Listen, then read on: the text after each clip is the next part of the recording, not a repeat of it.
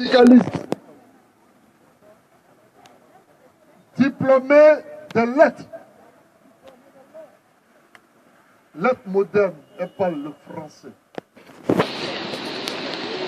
Cette dame n'est pas ce qu'elle est parce que son époux est devenu président de la République.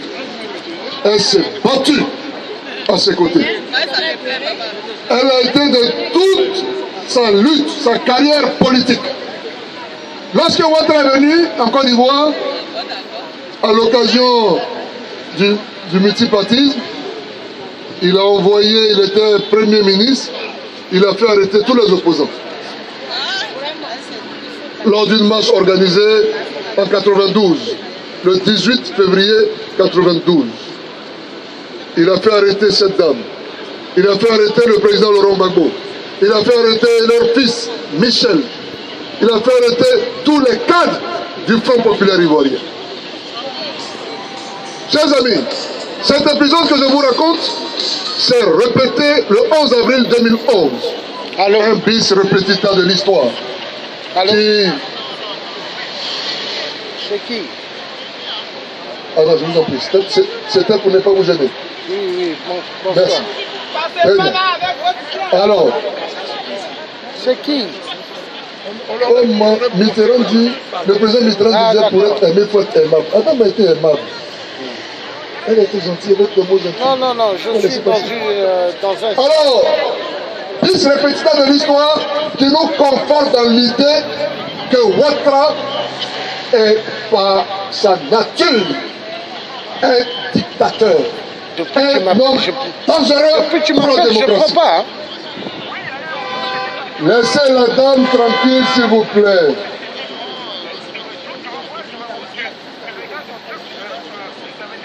Ouattara a fait emprisonner le président Laurent Gbagbo, opposant, son fils, son épouse. Ouattara est en Côte d'Ivoire avec l'aide de l'armée française, avec l'aide de Sarkozy. Le président Laurent Gbagbo est emprisonné. Son fils battu, ensanglanté sur les télés étrangères. On a vu les images sur France 24.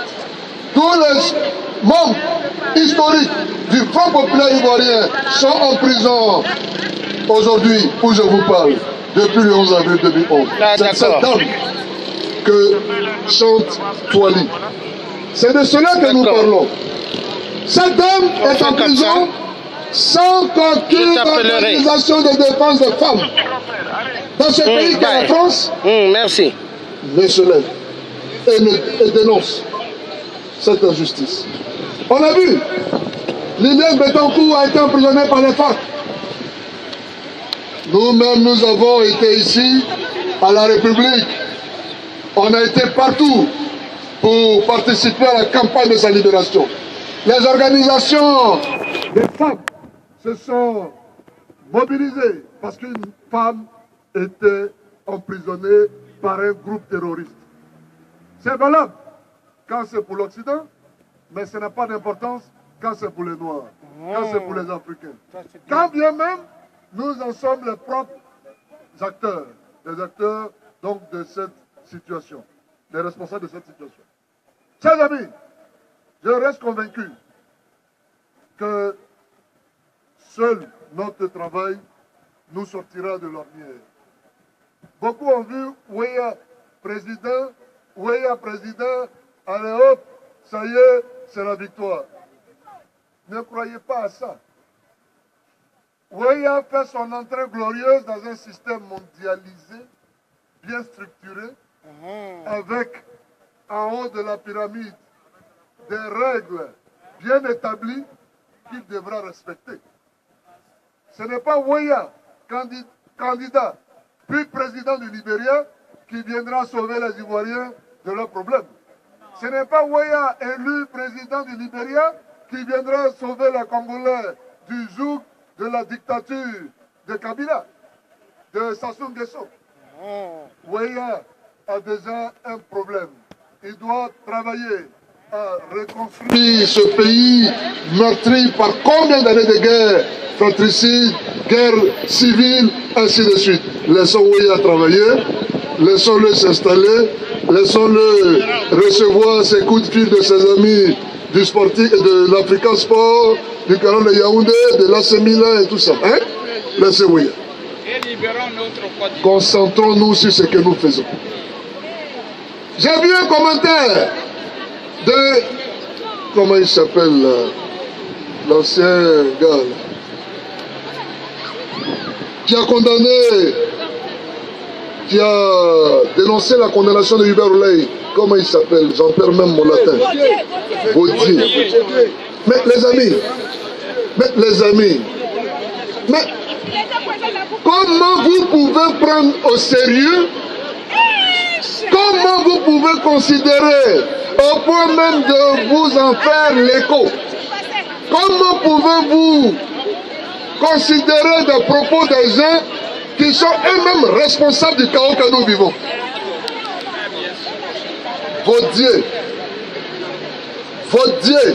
est l'un des acteurs majeurs en Côte d'Ivoire de la crise que nous traversons. Baudier est en train aujourd'hui de régler ses comptes avec son partenaire Ouattara, qui l'a déchu de tous ses privilèges. Mais nous pouvons et nous devons nous passer de ce débordement des sentiments, de ce débordement de générosité. Baudier, merci pour ta dénonciation. La Côte d'Ivoire n'en a pas besoin. Les démocrates ivoiriens n'en ont pas besoin. Les patriotes n'en ont pas besoin. Les responsables des partis politiques n'en ont pas besoin. Les parents des prisonniers politiques n'en ont qu'une. Et je suis même convaincu que c'est l'avis. D'accord. Je suis même convaincu que c'est l'avis des parents de Hubert Oulaï. Où étais-tu quand Ouattara tuait les Ivoiriens? Francis Baudier. Francis Baudier, où étais-tu lorsque les Ivoiriens fuyaient par centaines de mille vers le Ghana, le Libéria, le Togo, le Ghana? Où étais-tu quand Hubert Oulaï se faisait arrêter, massacré par les forces rebelles de Côte d'Ivoire? Francis Baudier, où étais-tu lorsque ces jeunes étaient emprisonnés, amassés, entassés dans des cargos, emmenés dans des destinations inconnues pour ne plus jamais revenir? Pour qu'aujourd'hui, tu puisses te fendre d'une déclaration qui t'humaniserait. Tu es de la même clique, tu es de la même race, tu es de la même classe que Alassane Dramane Ouattara. Va te plaindre de Ouattara et ferme-la. Nous n'avons pas besoin de ta déclaration. Laissez Hubert Oulaï, laissez sa famille, laissez la famille politique d'Hubert Oulaï, laissez les patriotes, les résistants, les humanistes lutter pour sa libération. Francis Baudier, pour aller mettre un peu de cheveux là où il n'y en a plus, et puis, bon vent. Chers amis, sur ce, je voudrais vous dire à vous, ne regardez pas, n'écoutez pas les chants des sirènes. Si vous écoutez les conseils des gens qui pensent que le président Laurent Gbagbo est vieux, qu'il faille tourner la page, vous n'avez rien compris. Vous n'avez rien compris. Si vous écoutez les gens qui vous disent que oui, monsieur Luc ne vous emmènera nulle part, le dossier est classé, c'est faux. C'est faux. Je l'ai dit tout à l'heure, je le répète. Luther King, Martin Luther King, il n'est plus là. Mais un jour, un noir est devenu président aux États-Unis.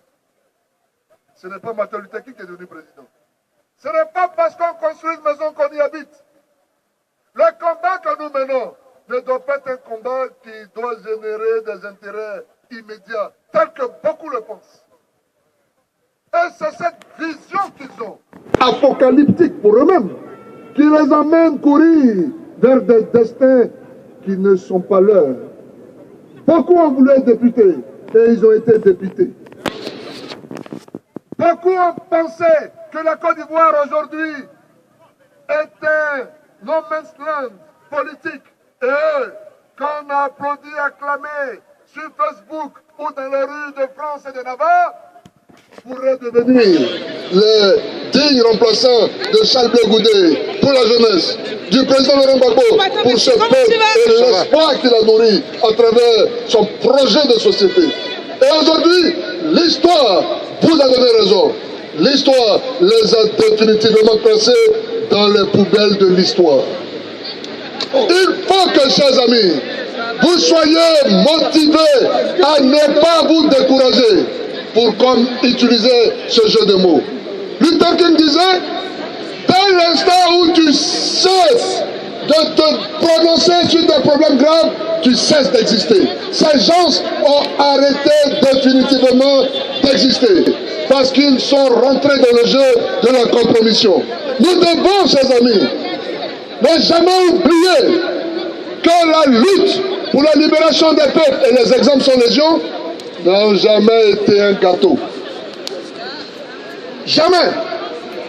Ici, dans ce pays dans lequel nous sommes, sous Hitler, les Françaises et les Françaises auraient pu dire que la machine hitlérienne est très puissante, annexant des pays en quelques minutes, en quelques heures, et se résigner à faire aujourd'hui de la place de la République quelque chose plate, c'est-à-dire von Heinz-Platz par exemple, ou bien République plate. Ils ont dit non. République place? Non, non, non. Ici, ça doit être la place de la République. Ils sont rentrés dans le maquis. Ils sont rentrés dans la résistance.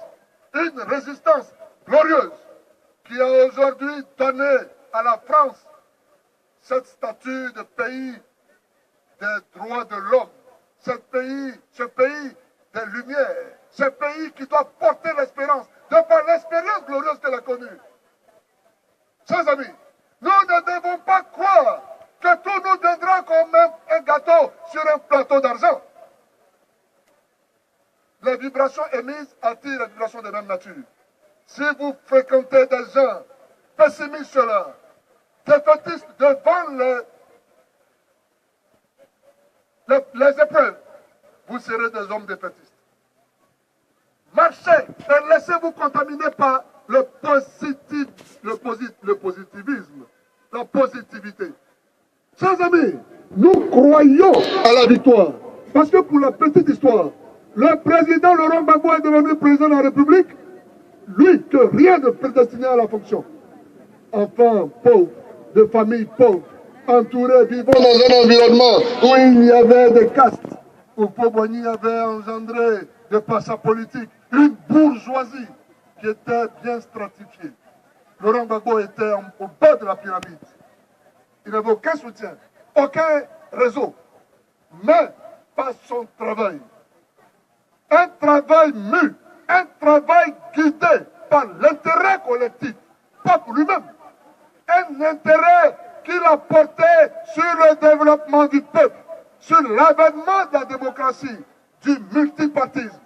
Il a défié, il a déjoué tous les pronostics. Et un jour, il a été élu président de la République après plus de 30 ans de lutte et de combat acharné.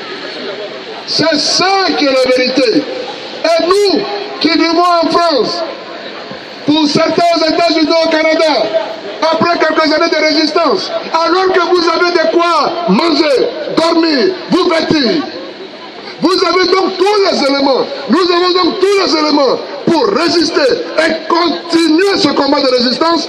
Nous nous laissons aller au découragement, entraînant avec nous son lot de découragés et de sceptiques. Dans un combat où notre détermination est consubstantielle à la vie des autres qui vivent en Côte d'Ivoire. Parce que le président Laurent Gbagbo l'a dit, si vous tenez, je tiendrai.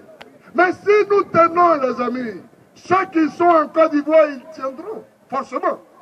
Mais le jour que la résistance cessera en Europe, le jour que la résistance cessera dans la diaspora, croyez-moi, ça sera la chute annoncée de notre nationalisme tel que Ernest Renan pouvait le traduire comme étant le plébiscite de tous les jours.